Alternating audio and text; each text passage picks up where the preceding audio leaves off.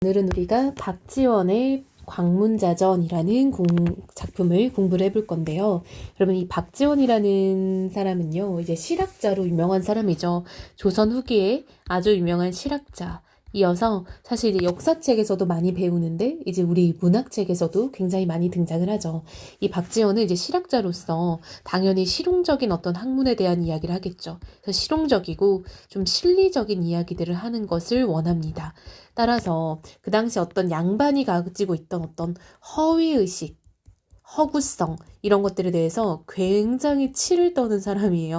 그래서 이 박지원의 작품들을 보면 예를 들면 양반전이라는 작품에서도 양반을 비판하고 있고요. 더 유명한 작품 허생전에서도 이제 무능한 양반, 무능한 지배층이 등장하는데 그 사람을 굉장히 신랄하게 비판하는 장면이 나오죠. 그래서 이렇게 소설을 통해서도 많은 비판을 하고요. 이제 플러스로 좀 실용적이고 실리적인 이야기를 할 때도 이제 뭐 수필 같은 것들이 굉장히 많아요. 다양한 수필이 있는데 특히 이제 청나라를 견학을 하고 오는 그 과정을 담은 수필들이 굉장히 많거든요. 그래서 청나라를 견학하고 이 사람이 이제 그 청나라를 좀 배우자라고 했던 북화파 출신이잖아요. 그리고 상업을 굉장히 중시 여기는 사람이거든요. 중상주의 이런 이제 노선을 가지고 있었던 사람이다 보니까 청나라를 견학하고 썼던 어떤 수필 일야 구도하기라는 작품도 굉장히 유명하고요. 통곡할 만한 자리라는 작품도 굉장히 유명하고 상기라는 작품도 되게 유명합니다. 여러분 이 모든 게요. 이제 교과서에 다 수록이 되어 있던 작품인 만큼 박지원은 진짜 교과서에 가장 많은 작품이 실린 아마 작가라고 볼 수 있을 거예요. 그래서 이 작품은 그 중에서도 이 광문이라는 거지라고 하죠. 기렁뱅이를 예찬하는 작품이에요. 그럼 왜 대체 박지원은 거지라는 이런 인물상을 작품의 주인공으로 세웠을까? 이걸 우리가 좀 고민을 해봐야겠죠. 자, 그러면 이제 본격적으로 한번 본문을 읽어보도록 하겠습니다. 여러분들도 한번 읽어보고 어떤 내용인지 파악하고 그리고 쌤 설명을 듣는 것을 추천합니다. 광문이란 사람은 거지였다. 자, 여러분 이 사람이 바로 주인공이죠. 근데 이 사람은 거지였다라고 지금 설명을 하고 있는데요. 왜 하필 박지원은 주인공을 거지로 만들었을까라고 생각을 해보자면 우리 보통의 고전 소설은 언제나 주인공들이 모든 면에서 뛰어난 제자가인형 인물이 많아요. 근데 이 작품은 이제 거지인 광문을 주인공으로 세움으로써 정말 뭐 사람들이 약간 좀 좋다고 여기는 그런 가치들이 있죠. 뭐 가문, 권력, 부 이런 것들은 별로 중요하지 않다라는 이야기를 좀 하고 싶었던 거죠. 그래서 이 작품은 일반적인 고전 소설의 제자 가인형 주인공이 아닌 광문을 주인공으로 했다라는 거죠. 그 이유는 사람들이 그 당시에 이제 뭐 좀 추앙하던 그런 가치들, 뭐 가문, 권력, 부 이런 것보다 더 중요한 어떤 그런 가치가 있다라고 본 거죠. 이러한 조건은 중요치 않다라는 거죠. 일찍이 종룩거리 시전을 돌아다니며 밥을 빌어 먹었는데 나중에 여러 거지아이들이 그를 패두, 머리도 짜져 우두머리로 추대하여 그들의 소굴을 지키게 하였다.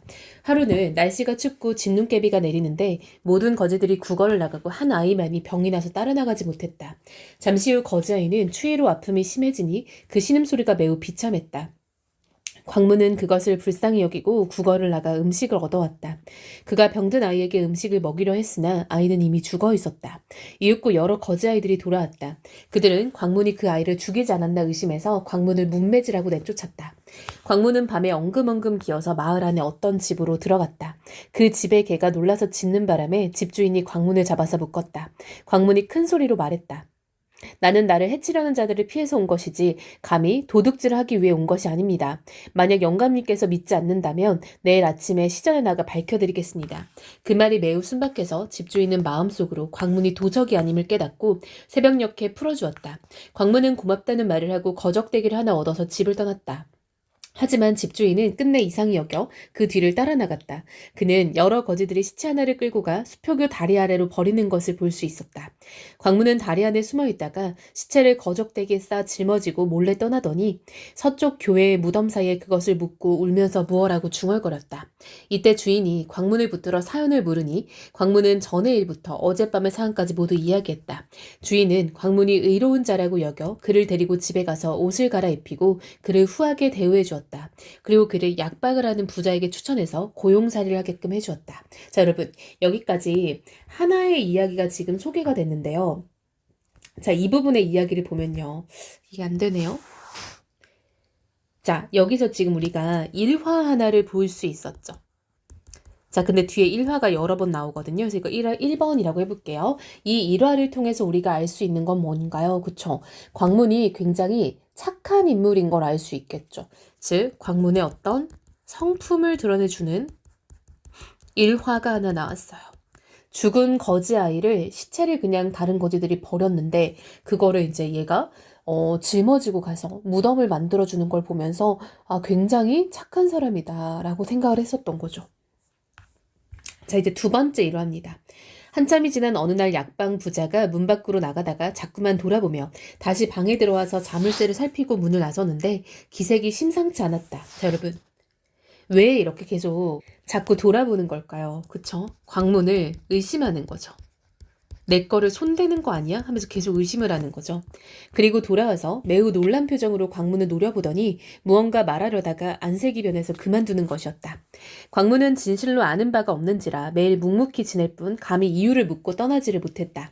그런지 며칠 후 부자의 처조카가 돈을 부자에게 돌려주며 말하기를 지난번에 돈이 필요해서 아저씨께 빌리러 왔는데 마침 안 계시기에 방에 들어가서 가지고 갔습니다.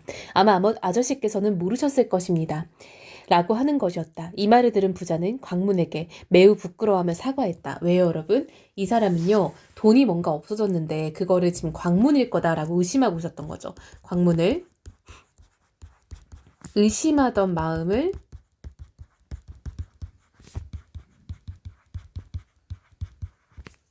뉘우친 거죠. 내가 소인일세 장자의 마음을 상하게 했으니 내 장차 무슨 면목으로 자네를 대한단 말인가. 그러고는 그가 알고 있는 사람들뿐만 아니라 다른 부자와 큰 상인들에게도 두루두루 광문은 의로운 사람이다 라고 칭찬했다. 그리고 여러 종실의 손님들과 공경의 문화들에게도 광문을 칭찬하기를 마지 않았다. 그래서 공경의 문화와 종실의 손님들이 모두 이것을 이야깃거리로 삼아서 침석에서조차 이 이야기를 했다. 몇 달 동안 사대부들은 옛 성현들의 이야기를 듣듯 광문에 대하여 듣지 않은 이가 없었다. 이때 한양성에 사는 사람들이 모두 말하기를 자 여러분 여기도 여러분 두 번째 일화라고 할 수 있겠죠. 자, 두 번째 일화는 뭔가 봤더니 부자가 돈이 없어져서 광문을 의심했는데 사실은 그게 광문이 그런 게 아니다라는 일화가 있었죠. 그래서 두 번째 일화를 통해서도 우리가 광문의 어떤 정직함을 알 수 있는 거죠. 광문을 전이 후이 대접했던 어느 집 주인이야말로 현인이야. 능히 사람을 알아보았으니 말이야. 또 덧붙이기를 약방의 부자야말로 점잖은 사람이야 라고도 했다. 이때 돈놀이꾼들이 많았는데 그들은 소식품이나 구술, 비취 또는 의건, 기물과 궁실의 땅과 노비문서 등을 미천을 계산해서 저당을 잡히는 것이 보통이었다. 광문은 누가 보증인이 되어달라고 하면 저당물을 보지도 않고 1000냥이라도 보증을 서주었다. 자 여러분 이 부분을 보면요 우리가 당대 시대상을 좀 알 수 있죠. 당대에도 이렇게 돈놀이꾼들이 있었다라는 걸 알 수 있네요. 이게 당시의 어떤 경제적 시대상을 알려줄 수 있는 부분인 거죠. 근데 이제 광문이 보증인이 되어달라고 하면은 뭐가 저당인지도 보지 않고 1000냥을 꺼주는 경우가 있었대요. 이게 바로 광문의 어떤 신뢰도를 알 수 있는 거죠.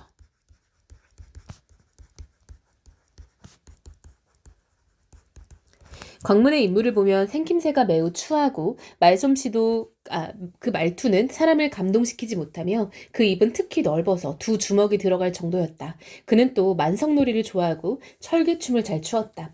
당시 나라 안의 아이들이 서로 욕할 때 네 형은 달문이다 라고 했는데 달문은 광문의 다른 이름이었다. 그러니까 여러분 이제 광문이 약간 좀 이제 외모도 별로 좋은 편은 아니고요. 그쵸? 약간 좀 얘가 이제 노는 것들을 보면은 막 그렇게 점잖은 건 아니잖아요. 춤추고 이렇게 돌아다니고. 또 사람들이 이제 뭐 애기들이 누굴 놀릴 때, 야, 그러니까 네가 제일 못생겼어라는 말을 할 때도, 야, 네 형은 닮은이다. 니도 닮았어. 뭐 이런 말로 했다는 거죠. 그만큼 이제 광문의 외모가 별로 그렇게 좀 좋지 않다라는 얘기를 하는 거죠. 광문의 외모는 뛰어나지 않은 거죠. 근데 그러니까 성품이 더 부각되겠죠. 광문은 다니다가 다투는 사람을 만나면 자기도 옷을 벗고 싸움에 가담해서 무어라 중얼거리며 땅에 줄을 그면서 옳고 그름을 따지는 척했다. 그러면 주위의 사람들은 모두 웃어버리니 싸우던 사람들도 웃고는 화해하고 가버렸다. 광문은 나이가 40이 넘도록 머리를 닦고 다녔는데 사람들이 부인을 얻으라고 권하면 사양하며 말하기를, 자 여러분, 이렇게 머리를 닦고 다녔다는 거는 남자가 결혼 안 했다는 뜻인 거죠. 광문이 오랫동안 미혼이었다라는 걸 알 수 있겠죠. 노총각이네요. 무릇 아름다운 연이란 모두 남자들이 좋아하는 것입니다. 그런데 이것은 남자뿐 아니라 여자도 마찬가지일 테니 나같이 누추한 사람은 스스로도 용납할 수 없는데 어떻게 결혼을 하겠습니까? 한마디로 자기가 봐도 못생겼는데 어떤 여자가 자기를 좋아하겠냐라는 거죠. 한마디로 남자가 예쁜 여자를 좋아하는 것처럼 여자도 잘생긴 남자, 나쁜 남자 아니고요. 잘생긴 남자를 좋아할 거다. 이거는 나에게 누가 시집을 오겠냐라는 말을 하는 거예요. 여러분, 이 부분도 굉장히 당대 약간 유교적이고 굉장히 이렇게 좀 남성 중심의 가치관이 팽배했었잖아요. 그쵸? 유교적인 가치관 내에서는 남성주의적 가치관, 그 당시에 뭐 남자는 하늘, 여자는 땅, 뭐 이런 말도 많이 했던 시대잖아요. 이런 가치관과는 매우 다른 성평등적 사고를 가진 인물인 거죠. 그러니까 박지원이 엄청나게 진보된 시각을 가지고 있었다는 걸 알 수 있겠죠. 나는 부모 형제나 처자식도 없는데 무엇 때문에 집을 마련한단 말입니까? 또한 나는 아침에 노래를 부르며 시장에 들어갔다가 저녁이 되면 어느 부귀한 집의 처마 밑에서 자니 한양성에는 8만 호가 있어 내가 매일 거처를 바꾼다 해도 수명이 끝날 때까지 다 돌아다니지 못할 것입니다. 한마디로 얘는 진짜 거지로서 돌아다니면서 이렇게 잠을 자는데요. 그것도 자긴 상관이 없다라는 거죠. 한양에 이름 있는 기생들은 모두 얌전하며 아름다웠으나 그들은 광문이 소리를 함께 맞춰주지 않으면 한 푼어치의 가치도 없는 것과 마찬가지였다. 일전에 우리마와 각 전의 별감들과 부마도이 등이 시종을 거느리고 소매를 나란히 하여 이름난 기녀인 운심이를 찾았다. 마루 위에 술을 차리고 북과 검은고를 연주하며 운심이의 춤을 감상하려고 했다. 하지만 운심은 굳이 시간을 끄며 춤을 추려 하지 않았다. 광문이 밤에 이곳에 와서 마루 아래를 배회하다가 대뜸 들어와서 상석에 털썩 앉았다. 광문은 비록 남루한 옷을 입고 있어 행동거지가 전에 없는 것이었으나 그 뜻에는 기계가 있었다. 그 모습은 매우 해괴하여 눈꼬리가 짓물러 눈곱이 끼어있고 취한 척 트림을 해대며 양의 털 같은 머리에다 뒤통수에 상투를 틀고 있었다. 자리에 있던 사람들은 깜짝 놀라 서로 눈짓을 하며 광문을 쫓아내려고 했으나 광문은 한층 앞으로 나서며 무릎을 치며 가락을 뽑아 콧노래로 고절을 맞추었다.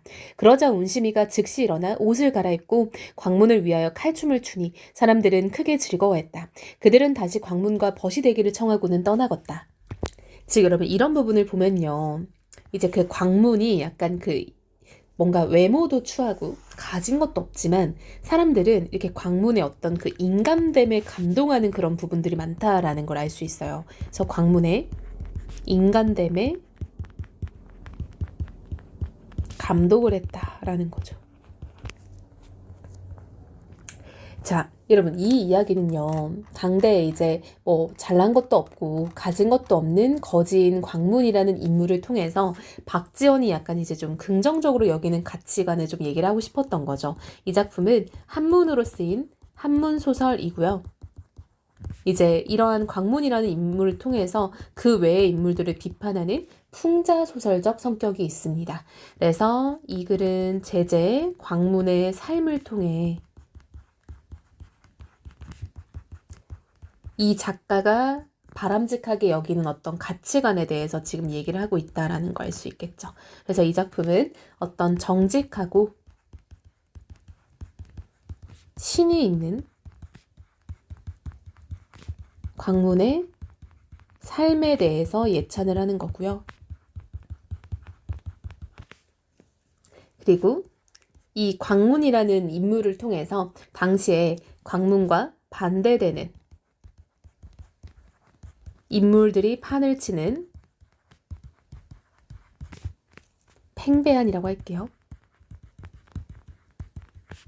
당시 사회에 대한 비판이 있다.